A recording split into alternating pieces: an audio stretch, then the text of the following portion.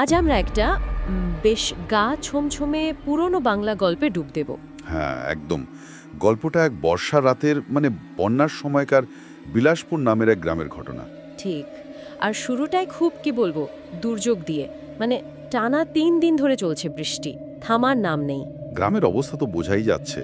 পথঘাট নালাডোবা সব জলে থই থই। পুকুরের জল নাকি ঘাটের সিঁড়ি ছুঁয়ে ফেলেছে প্রায়। এরকম একটা ভয়ঙ্কর পরিবেশের মধ্যেই গল্পের মূল চরিত্র বিপিন খুড়ো, সে কিন্তু বসে নেই, গ্রামের জেলে সে। ঠিক, এই দুর্যোগেও সে ভোরবেলা মাছ ধরেছে। আর সেই টাটকা মাছ নিয়ে বাজারের ভিত্তিতে বসেছে। ভাবা যায়। জীবনের তাগিদ আর কি। তা বাজারে কিন্তু লোকজন ভালোই, ওই বৃষ্টির মধ্যেও।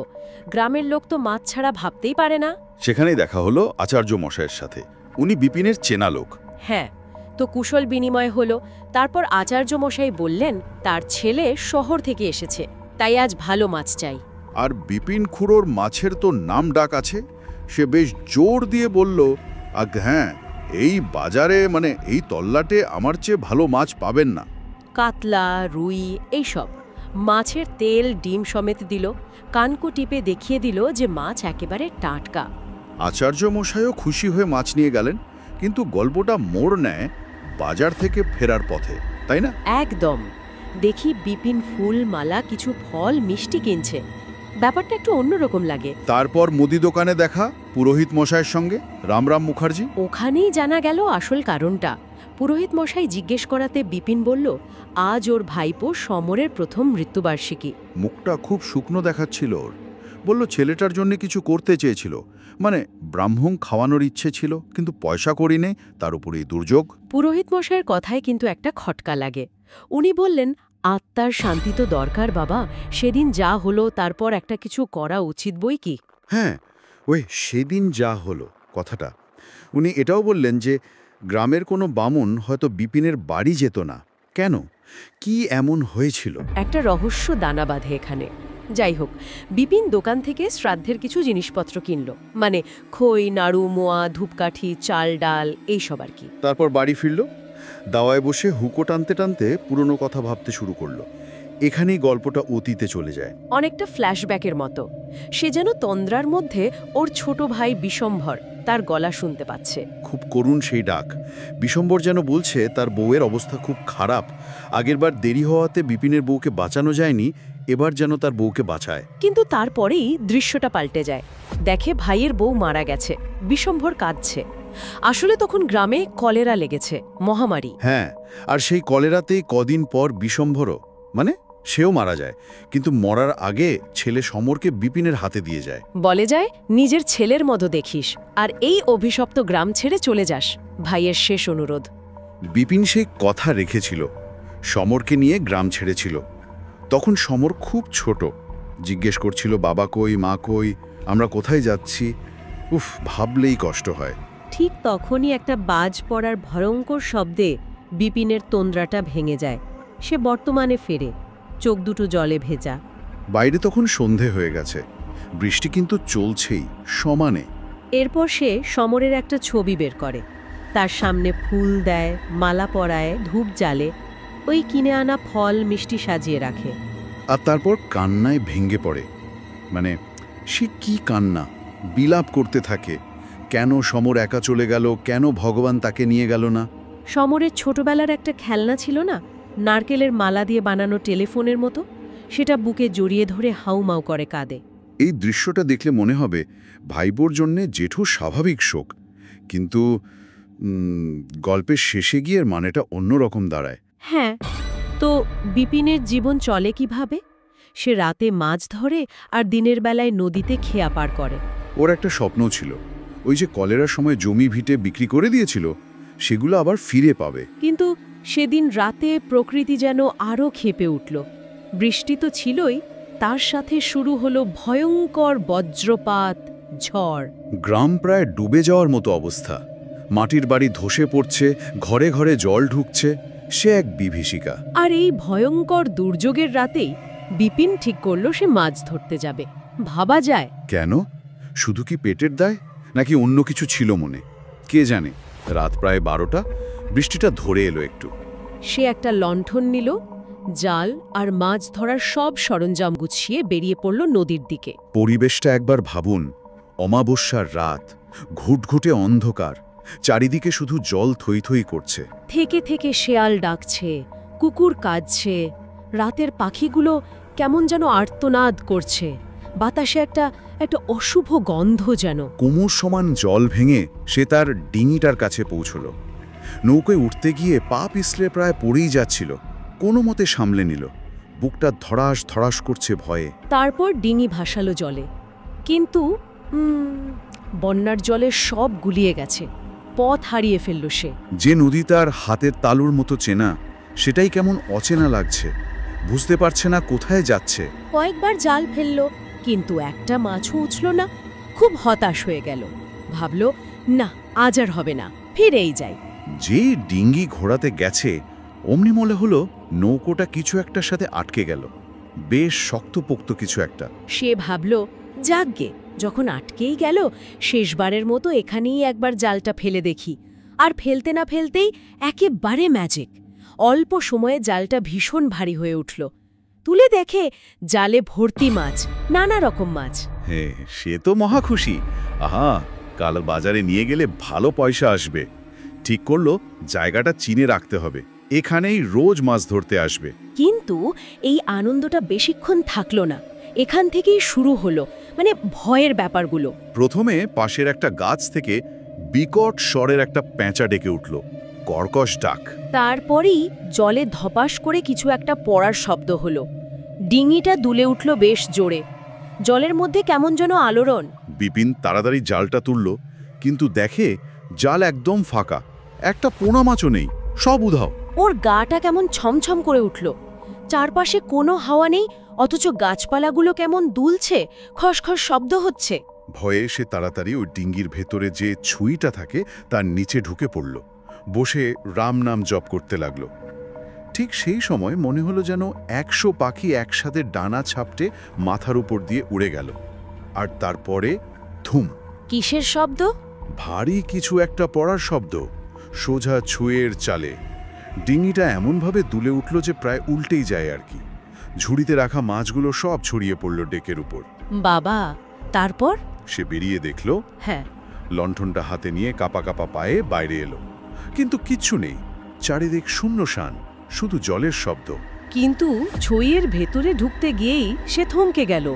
দেখল চাল থেকে ঝুলছে সমরের সেই খেলনাটা, নারকেলের মালার টেলিফোন। আরে, যেটা সে কিছুক্ষণ আগে ঘরে বুকে জড়িয়ে কাঁদছিল, সেটা এখানে কিভাবে এলো? সেই তো। বিপিনেরও মাথা কাজ করছে না।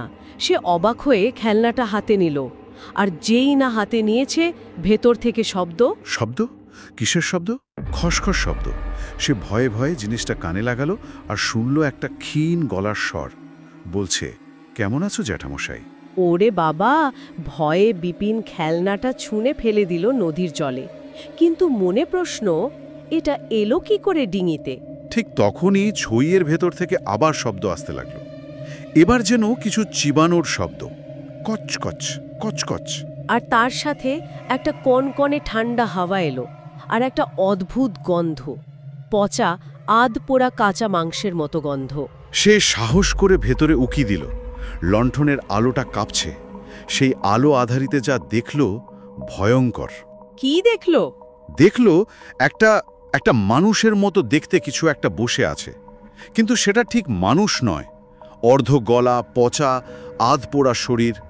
সেটা ওর ধরা মাছগুলো তুলে তুলে কাঁচা চিবিয়ে খাচ্ছে। চারিদিকে তীব্র দুর্গন্ধ। উফ! বিপিন তো ভয় পাথর, নড়তে পারছে না। আর সেই মূর্তিটা, বিভৎস মূর্তিটা খ্যাক খ্যাক করে হেসে উঠল, তীক্ষ্ণ হাসি। বিপিন কোনো মতে কাপা কাপা গলায় জিজ্ঞেস করল, কে কে তুই? উত্তর এলো, ও জেঠাই, চিনতে পারছো না? আমি তো তোমার সমর গো। সমর? কিন্তু সমর তো... হ্যাঁ, বিপিনও তাই বলল, যে সমর তো বেঁচে নেই। তখন ওই মূর্তিটা বলল, জেঠাই, তোমার কি আমাকে দেখে জীবিত বলে মনে হচ্ছে? আরও বলল, তুমি আজ মৃত্যুবার্ষিকীতে এত ভালোবেসে খাবার দিলে, তাই ভাবলাম দেখাটা করেই যাই। বেঁচে থাকতে তো এমন যত্ন, এমন খাবার কোনোদিন পাইনি তোমার কাছে। বিপিন বলল, সে তো খাবার বাড়িতে দিয়েছিল, ছবিতে দিয়েছিল, এইখানে কি করে এলো? তখনই সমর, ওই প্রেত মূর্তিটা বলল, চারপাশটা একবার ভালো করে দেখো তো জেঠাই, তুমি কোথায় এসেছ? বিপিন লণ্ঠনটা তুলে ধরল, ভালো করে দেখল চারপাশটা, আর দেখেই তার রক্ত জল হয়ে গেল। কোথায় ছিল সে? সে আর নদীতে নেই, তার ডিঙিটা এসে ভিড়েছে গ্রামের শ্মশানে। চারিদিকে পোড়া কাঠ, ভাঙা কলসি, আর ডিঙিটা আটকে আছে একটা আধ পোড়া চিতাকাঠে। সর্বনাশ!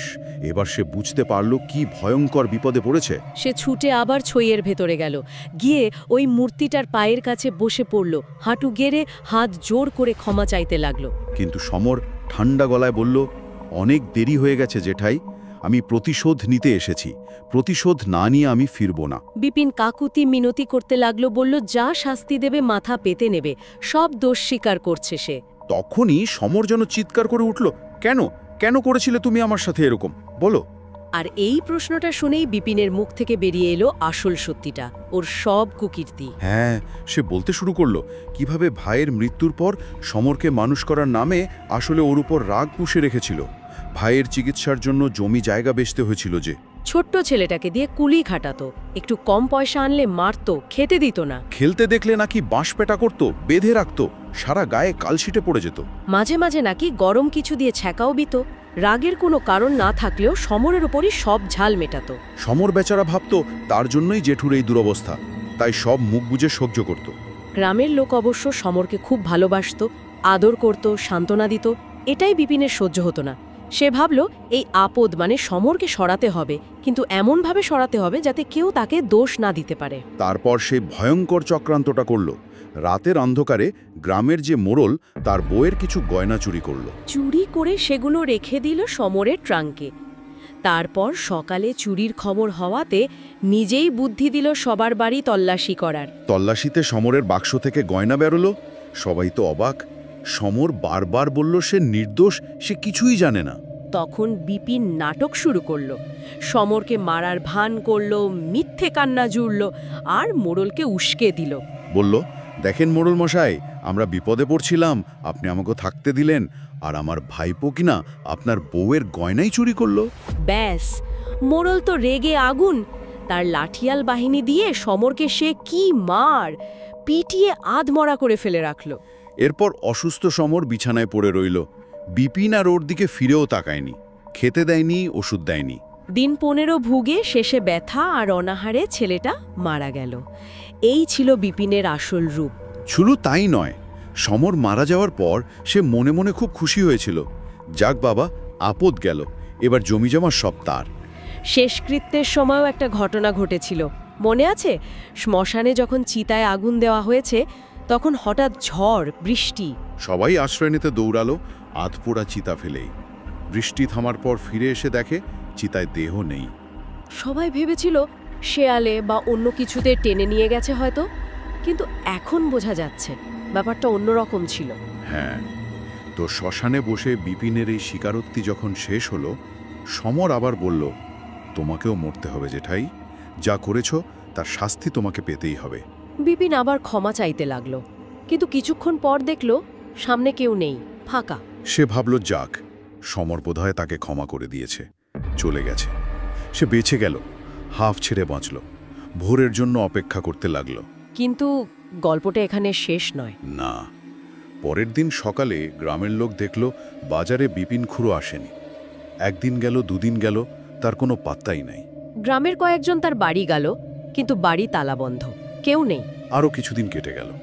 তারপর একদিন কয়েকজন গ্রামের লোক শ্মশানের পাশ দিয়ে যাওয়ার সময় দেখল বিপিনের সেই মাছ ধরার ডিঙিটা সেখানে পড়ে আছে। খবর গেল মোড়লের কাছে, সবাই মিলে গেল শ্মশানে। দেখল সেই আধপোড়া চিতা কাঠটায় আটকে আছে ডিঙিটা, তখনও সেখানে 1 হাঁটু জল। আর নৌকোর ভেতরে বিপিন খুড়োর পচা গলা লাশ। কিভাবে মারা গেছে? বিভৎস অবস্থা, কেউ যেন ঘাটটা মোটকে মাথাটা পুরো পিছন দিকে ঘুরিয়ে দিয়েছে। নৌকোর ভেতর পচা মাছ ছড়িয়ে ছিটিয়ে, ভয়ঙ্কর দুর্গন্ধ। গ্রামবাসীরা তো ভাবল নির্ঘাত অমাবস্যার রাতে শ্মশানে কোনো ভূত প্রেত বা অশরীরীর পাল্লায় পড়েছিল বিপিন, তারই কাজ এটা। তারা তো আর আসল সত্যিটা জানল না যে এটা কোনো বাইরের অশরীরই নয়, এ তারই ভাইপোর প্রতিশোধ, নিজের কুকীর্তির শাস্তি। এখানেই গল্পের শেষ। সত্যি হাড়হিম করা একটা কাহিনী।